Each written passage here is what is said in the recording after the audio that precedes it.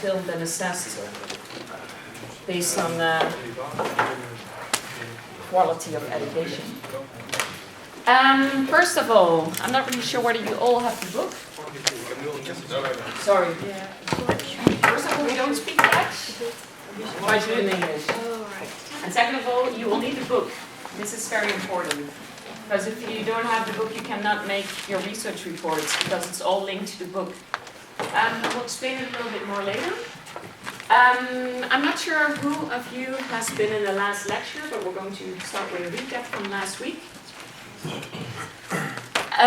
Remember the video that I showed you from Coca-Cola and the Pepsi challenge? This is all still very clear to remember what happened. Yeah. Can you explain it more or less a little bit? In a social experiment on which cola flavor they like best, and they label it with letter, and a bunch of people prefer Pepsi, and then cola drastically changed the recipe of the beverage, and then everybody got upset. Like everybody got mad. So what was their biggest mistake? What did Coke actually do wrong? Change variation. The thing that what they are known for best, they changed it. Yeah, so imagine that you're used to some particular flavor, like something like Coke, and they all of a sudden change it. Well, you don't like it, even though the new formula might taste even better, but you already have a perception in your mind that it won't be better. This is the way how we think. This is the way how we associate brand image with a particular recipe or product or some features that something has, which you're used to. If I give you two choices, one Pepsi and one Coca-Cola, and you're normally a Coca-Cola drinker, I'm sure that if I let you try you the Pepsi, that you will say, well, actually I don't like Pepsi, I prefer Coke. Even though if I wouldn't tell you which Coke is which, so like, is it Pepsi or Coca-Cola, then you might be just assessing it based on taste, and you would prefer maybe Pepsi. Take a seat. So this is basically like the story of last week. So what to do about brand image, how not to change it, or maybe change it into something better, but just you have to be very careful. You have to know which research questions you're going to ask. Let's see. Well, basically that's a bit of the recap from last week, because everything was, like what you see in here, was just captured by the story of Pepsi. Today we're going to be discussing sampling design, questionnaire questions. For your research report, you will need to make questionnaire questions, you need to make a questionnaire, and you need to know how to sample. Next week we're going to continue on questionnaire questions. And I will just show you today how to construct them in a simple manner, and we will elaborate more on this next week. First of all, I want to show you a video. It's about bad questionnaire questions. There are a lot of them. Many times when I get a questionnaire myself, I'm like, oh my god, okay, let's just fill in something. I don't really read it very much. Some questions are vague, not clear to me. This will happen to you guys too. That's why it's very important to make clear questions. Don't make too many. People don't like it to make them. Don't make them too long, and make them simple. I'm going to show you how you should not make questionnaire questions when somebody is obviously not getting it. I hope the sound system works.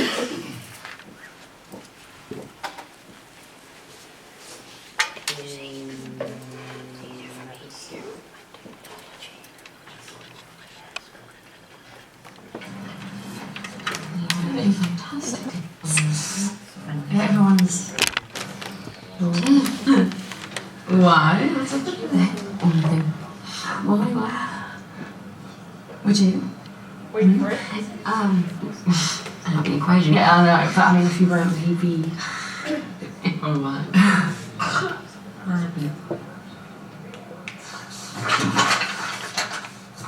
Right, you've left this section completely blank, Keith. You haven't done the Q&A. I thought that you filled that in. No. This is aimed at you. Look, to what extent do you believe that you have the skills and knowledge to perform your job effectively? And then you just tick one of the boxes. Not at all. To some extent, very much so. Don't know. What would you tick? Don't know. Okay. Question 2. Do you feel you have received adequate training to use your computer effectively?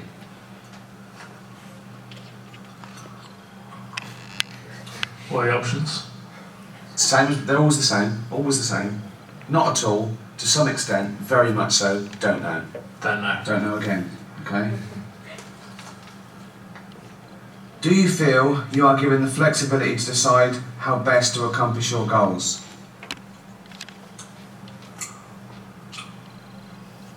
Do you want the options again? Yeah. Not at all. To some extent, always the same. Very much so. Don't know. If don't know wasn't there, what would you put?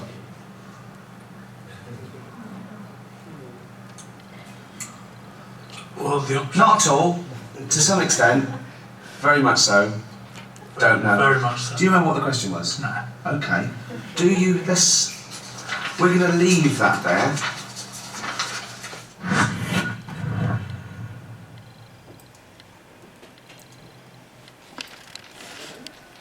So basically what happened there, for some reason the questions were not clear to Keith, so he actually left most of it out.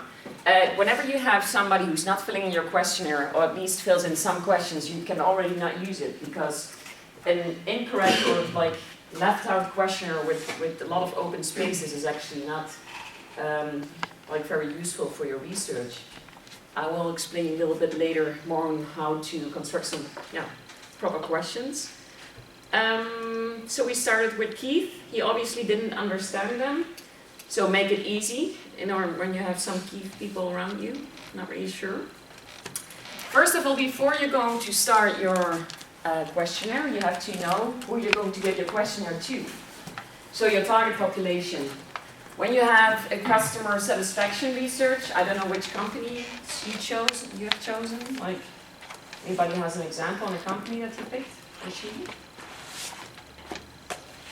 Still haven't thought about the company? Yeah?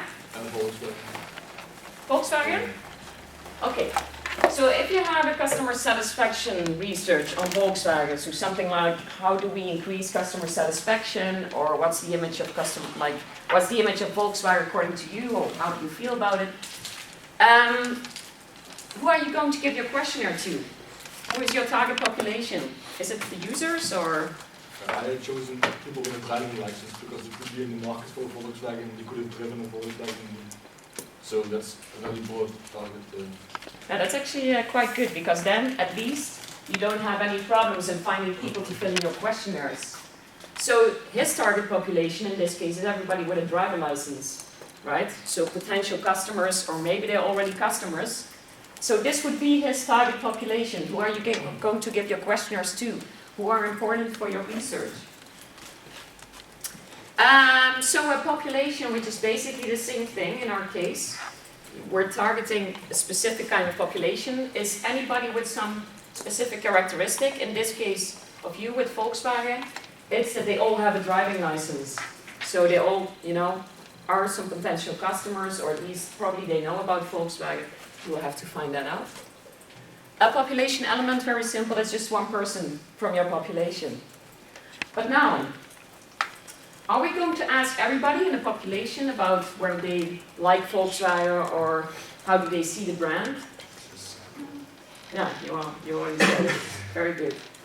No, you're not going to ask everybody because you don't have access to everybody. I mean, that would take way too much time, too much money, and it's not really effective to do it like that, because you're just spending too much effort and resources on asking everybody. So you're going to sample. If you would ask everybody, you would have a census. If you would ask everybody with a driving license what they think about Volkswagen, that outcome, the conclusion you can have from asking everybody, would be your census. So that's actually the perfect conclusion you would draw. If you sample, so you take a subset, like a small part of your population, to ask your questions to, you always have an imperfect conclusion or an imperfect answer. Why? Because imagine if you have, 1 billion persons with a driving license, this is your population. And I ask only 20 of them what they think about Volkswagen. Obviously, the 20 of them are not going to be representative for the 1 billion population members. What if the 20 of them all think Volkswagen is a very bad brand? Would it say anything about the entire population? No. They just happen to think this. So it's not very representative. Last week I gave the example of Justin Bieber. Another thing. If I would ask all Justin Bieber fans in the world, what do they like most about Justin Bieber? Is it his dancing, his singing? Is it his music? What is it? Is it the fact that he's with Selena or not? Probably he's not anymore. Every fan would say something different. If I take only 3 fans, which would be my sample, and the 3 of them tell me that they like his dancing most, this is not very representative for the rest of the population. So you see that sampling will never get the exact outcome as when you would ask everybody. Is this clear to everybody? It's kind of logical, right? Yeah, I see so. Okay. So why sample? I already explained to you. You don't have time and money to ask everybody in your population what they think about your brand or how satisfied they are. So you always take some small set of people large enough to make some inferences from. If you take only 3 Volkswagen users or people who have a driving license, it doesn't say really a lot about the 1 billion persons in your population. So you will need to have it a little bit bigger. You need, for example, maybe 100 or 200 of them. So at least it will give some estimation about what the real population would think. This is linked to what I just explained. So defining your target population, very simple. In the case from Justin Bieber, remember that he had difficulties in his selling, in his sales of his tickets. He didn't sell as much tickets as before for his last concert in the Netherlands. Who was his target population? Who is? If you relate it to selling tickets, if you want to sell more tickets, who's going to be your target population? Yeah, so very simple. Fans. Justin Bieber fans then, Yeah. So very simple. If you had a lot of sales went down for Justin Bieber, and he wants to pump them up, increase them again, you're going to target fans or maybe potential fans. This could also be the case. But you're not going to ask everybody in the block, elderly and very small children, if they would buy his ticket. Because this would make no sense. This is not his target population. Probably it's boys and girls from the age of 15 or 12 to, 40 or something like this. Maybe even 50, I don't know. So again, what is the relevant population? Who are you going to ask your questions to? You'll have to describe this in your research report. Very important. If you don't describe it correctly, it would mean that we don't know who the population is. And actually your research wouldn't make a lot of sense. The sampling frame. A lot of people had difficulties with this, so I'm going to explain it, how you have to describe it in your research. Once again, you have to describe this. Every paragraph and subparagraph of the research report, the writing guidelines, is in your book. So if you have to describe, for example, the sampling frame, you just open your book, you're going to look at the word sampling frame, you find it, and they explain you what you have to write. This is what you have to put down in your report. Sampling frame is very simple. In this case, it's a telephone list. If I would pick 10 numbers, it would mean that my sampling frame is the entire list, and my sample would be the 10 telephone numbers. I'm going to give you guys an example. If I want to have 10 students from Pontis, from this building, what would be my sample and what would be my sampling frame? 10 students sample and frame is Pontis. Yeah, like this building. Very good. It seems very simple, actually it is. So don't make it too hard on yourself. Don't think too much. It's all quite clear. This is something you have to explain. Yes. Do we also need to make a frame like this? No. This is just an image of a sampling frame. You have to describe what your frame is. In this case, what she mentioned is, for example, the Pontis building or the streets, can be anything. It's basically the demarcation of where do you get your people from. That's your frame. Could be a city mall too. Sampling unit. So very simple again. You have a sample, one person of that sample, of one object, is your sampling unit. In this case persons, we're going to ask our questionnaire to persons. You will have to describe your sampling units. If you're going to describe them, just mention the possible persons who could be in your sample. Everybody with a driving license, everybody from the age of 15, well actually driving license 18 to, I don't know, 70 or 80 or 90. Students, non-students, households, like family members. Are you going to target specific family members? I don't think that you're going to do it, but in case you will do it, explain this in your sampling unit. You will have to write this down in your report again as well. He was sampling a dog, not very... Okay, here we get to the hard part. I think you will get it just fine, but I'm going to give it a shot and try to explain it the best possible. You have two types of sampling, probability and non-probability sampling. Again, this is something you have to explain in your report. What is probability sampling? You have no control on selection. I give you an example. If I'm in this classroom and I sample every third person, like I make a rule for myself that every third person is going to be in my sample, I don't have an influence on who is going to be the third person. It's just every third person. I'm not really picking the persons. I just select every third, and whoever is in the third place is selected. So my mind does not have any control on who I'm picking actively. It does have a control on how I select. The rule is that I take every third, but I don't know who's going to be in that place. If I would just pick people like this randomly, then my mind has control on who I'm picking.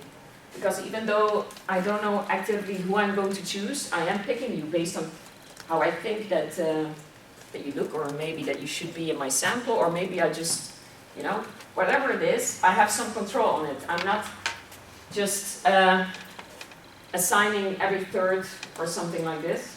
I will give you another example, maybe that it's clearer. If I put everybody from this classroom in a hat, like every name on a piece of paper in a hat, and I draw one person from it, it's probability sampling. Because I have absolutely no influence on who I'm going to take.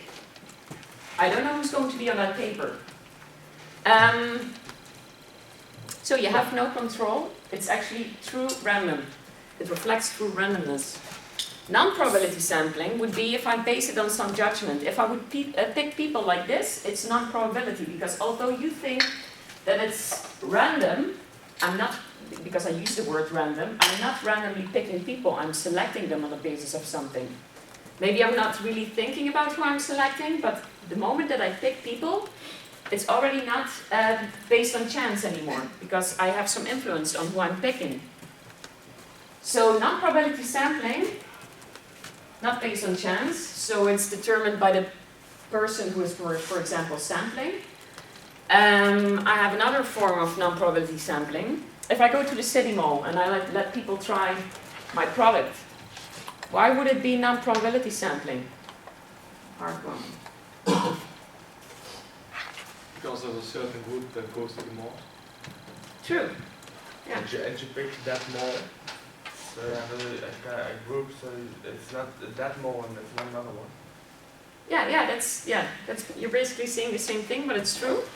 If my population consists of everybody who drinks Coca-Cola, for example, and I'm going to the city mall to let people try my Coca-Cola, I'm excluding everybody outside that city mall. So I'm conducting non-probability sampling, because I'm excluding all the Coca-Cola drinkers who are not in the city mall.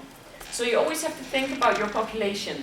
If I'm going to, if my population is Fontes students, and I'm just going to pick people from this classroom, I'm like excluding everybody from the other classrooms. Like all the other Fontes students are not going to be in my sample.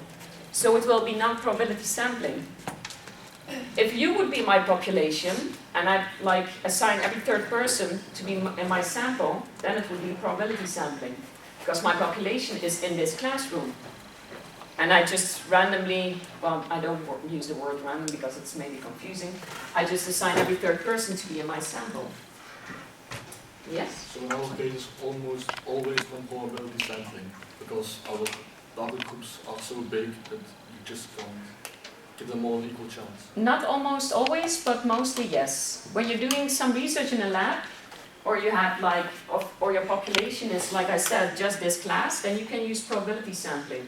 But if your population is something bigger, like everybody with a driving license, obviously if you're going to this street to ask people whether they like Volkswagen, you're going to exclude everybody who's not in this street, so it's not probability sampling.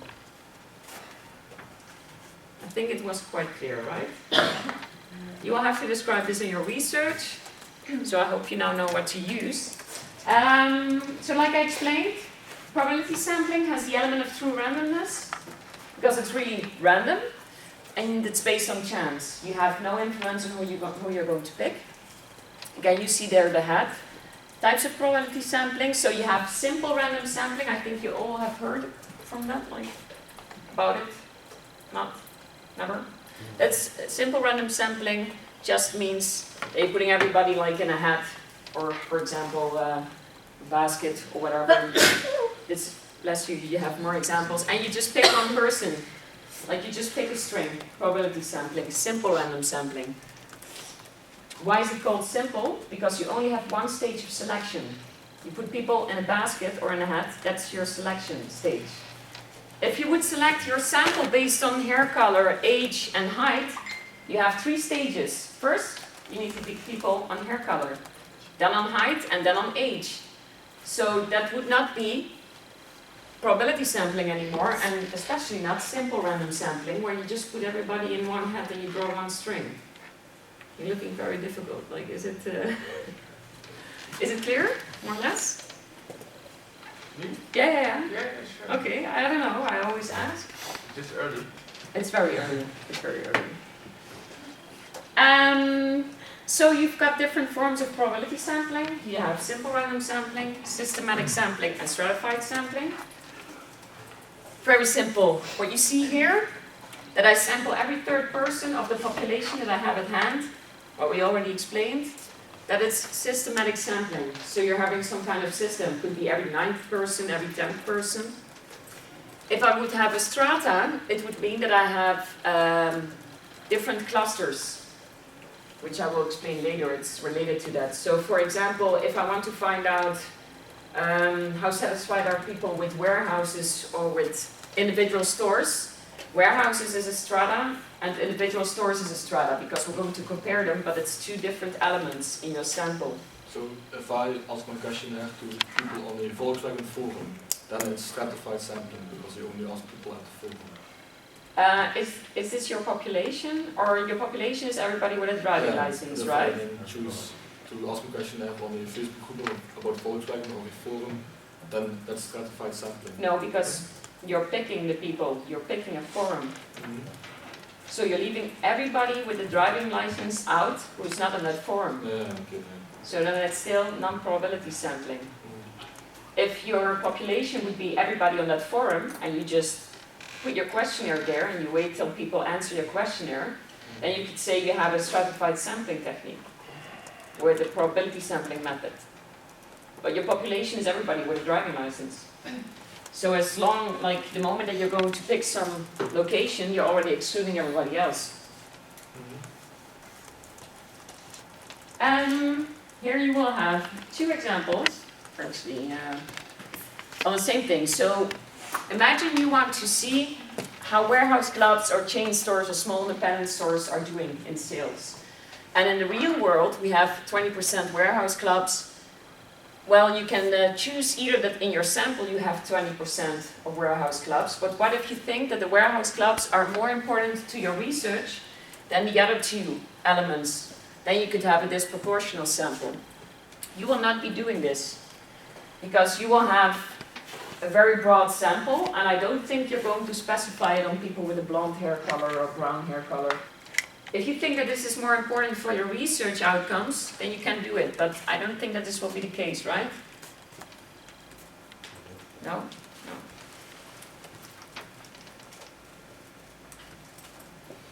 So again, cluster sampling, basically the same thing, but now you only use certain clusters. So in this case, you have a street, you have 3 different streets. If this would be your population, then you would have a cluster if you take this as a sample. So if your population is streets, and you take the whole street in your sample, then it's a cluster, because the street in this case is one group of people who all happen to live in a street. Again, this is not something that you're going to use, but I do want you to explain well whether you're going to choose probability, non-probability sampling, and which technique you're using and why. Now again, non-probability sampling. Most of the students in the other group had it like incorrect in their research report, which is a shame. That's why I explained them again. That's why I want you to really grasp this concept. So again, non-probability sampling, so it's based on convenience. So actually you pick the sample. Why convenience? Because some people just happen to be conveniently available.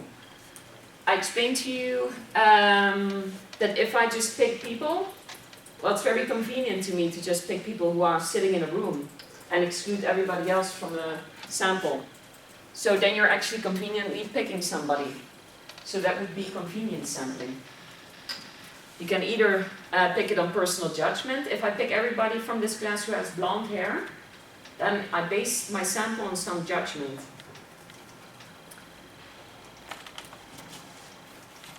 So convenience sampling, like I already explained. So people who just happen to be available for my sample are going to be picked. This is convenience sampling. You might need to describe this in your research report, depending if you choose this. And judgment sampling, I already explained it, based on some judgment that you have yourself as the sampler, let's say it like that. I have a small exercise. Remember the Pepsi challenge, where they were conducting their research? Like, where were they trying, finding people to try that product? You remember? Mhm. Where? They asked people to try 2 different types of products, right? At some point in the video, they went to some place. Where were they asking it? I have it here. City malls. You have 2 minutes to discuss with your neighbor whether it was probability or non-probability sampling. And B, what form of probability, non-probability sampling. So again, the different forms of probability sampling were simple random sampling, so you draw one string out of a hat, systematic sampling, so every third person is selected, or stratified sampling, so you just look at a big group of persons and you're going to select them. But you need to think of that the population was everybody who's drinking Coca-Cola, and you're going to a city mall. So that first. And non-probability sampling, you have different types of non-probability sampling too. You have convenience sampling and judgment sampling. So, What was the stratified sampling? when you're using a strata, so when you're using some group of people who happen to be, for example, they all share some common characteristics, but your population is very broad, so you're just using one strata and you're leaving everybody else out. So think of people living in the street, and you're only using that street, but your population consists of everybody working with a car, and you're taking one street, and you have a stratified sampling.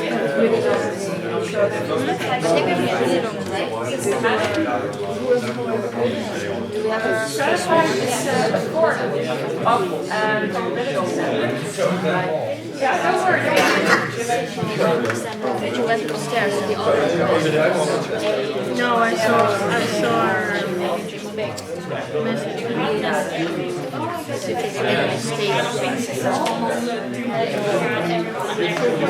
Yeah, you take preference, but simple random picking? Oh no, yeah. Yes? Ja, dit is probability sampling en uiteindelijk niet gewoon probability, dus we simple sampling. Ja, It's not a portion. yeah, random was and double probability.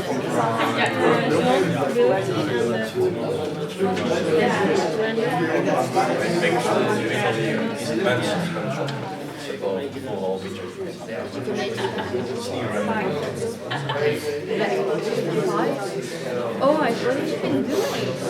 You didn't go to bed. Actually, you just Okay, did you all got it more or less? Oh, Now it's going to be tough for you today. Sorry? So first it was longer. It should be. We take non-probability because Coca-Cola is such, people know Pepsi and Coca-Cola all over the world. And if you just do it in random city malls, that's still not going to be enough. Okay, so non-probability sampling, who else did have that? Or was it like most of you guys? Did anybody have probability sampling? Nobody. Really? Okay, and what form? What form? Convenience. Oh, nice. Why convenience? Because it's like they happen to be there. Yeah, it's actually perfectly explained. So they just happened to be there walking around in the city mall, and they were conveniently available to the researcher. So true. Somebody had something else? Judgment or? No? Okay. So random sampling and non-sampling errors. I think we can have a small break till half, and we come back in order to refresh your brain again and memory. All right. Yeah.